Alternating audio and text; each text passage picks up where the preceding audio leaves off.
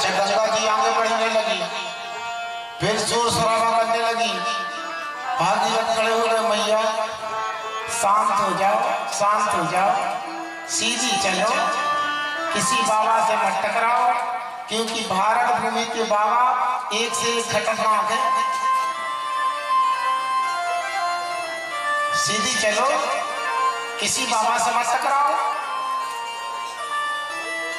अनेक लोगों में भ्रमण करती हुई गंगा जी पहुंच गई हरिद्वार। और जैसे ही हरिद्वार गंगा जी पहुंची तो गंगा जी ने देखा, ओहो वहां तो एक बाबा बैठा था, यहाँ 7 बाबा बैठे हैं। हरिद्वार में 7 बाबा बैठे थे, सप्त ऋषि। गंगा जी ने सोचा, गंगा जी ने सोचा कि वहां पे एक बाबा बैठा था और 3 चिंदू में ही सारे जल का आचमन कर गए। जिस 7 बाबा क्या करेंगे? गंगा जी ने कहा एक काम करो, कुछ नहीं करेंगे, चुपचाप शांत हो जाओ और 7 बाबा की कुटिया बचा दो और यहां से निकल जाओ प्रणाम करके।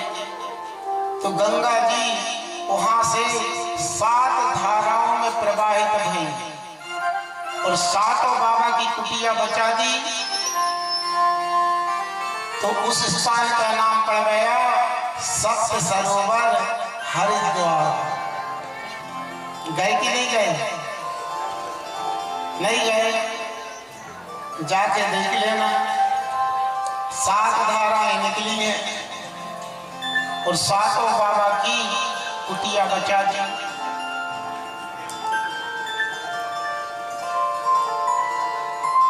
इसलिए तो, और जहां महाराज सगर के 60,000 पुत्रों की राखड़ पड़ी थी, वहां गंगा जी पहुंची और जैसे ही गंगा जी का स्पर्श हुआ, महाराज सगर के 60,000 पुत्र ब्रह्मदंड से मुक्त हो गए। और उसी दिन से हो गया सारे तीर्थ बार-बार और गंगा सागर एक बार। मगर का एक आदमी आया, महाराज हमारे घर के कुआं में कुत्ता मर गया। क्या मर गया? हमारे घर के कुआं में कुत्ता मर गया। तो पंडित जी ने कहा भैया जल शुद्ध करवाओ, उसमें गंगा जल छिड़को, समुद्र का पानी छिड़को, तीर्थों का पानी छिड़को, इत्र छिड़को, सेंट छिड़को, नारियल फोड़ो, अगरबत्ती लगाओ, शुद्ध हो जाएगा जल। आदमी गया, गंगा जल छिड़क दिया, सारी सामग्री छिड़क दी, पंडित जी के पास पहुंचा।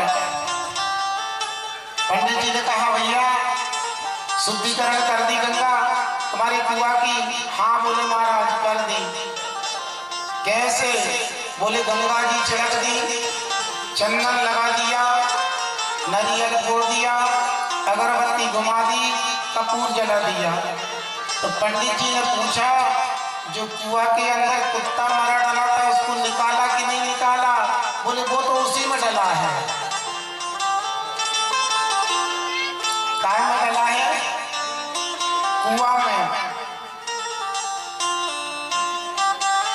तो बोले महाराज वो तो सड़के गड़ के उसके 3 भाग बन गए उस किस्ते के।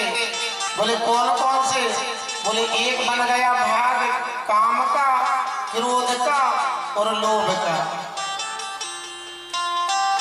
तो जी कौन सा कुआं है?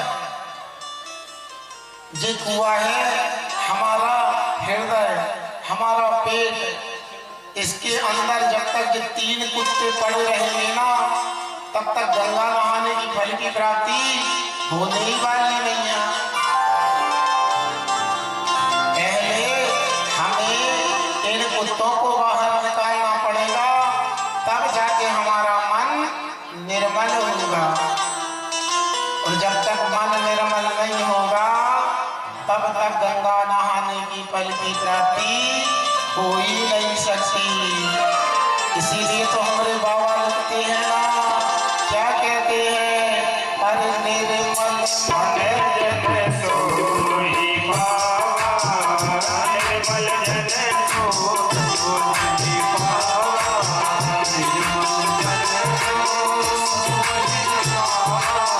निर्मल जन सोई पावा, मोहि कपट चलते रामा,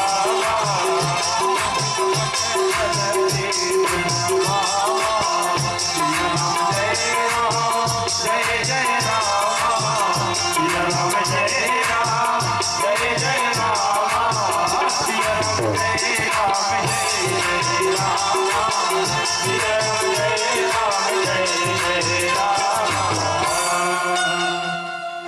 इसके लिए क्या करना पड़ेगा महाराज? बोले निर्मल मन जन सो मोहे पावा, मोहे कपट चले चित्र न भावा। हमें गंगा नहाने की फल की प्राप्ति तब होगी जब हम जाके अपने मन को निर्मल बनाएंगे। अरे ऐसे ऐसे साधु संत महात्मा हुए महाराज, अगस्त ऋषि ने तो 7 समुद्र पी लिए थे। अब बताओ, सबसे बड़ी समस्या ये है, आपने रामचरितमानस सुनी?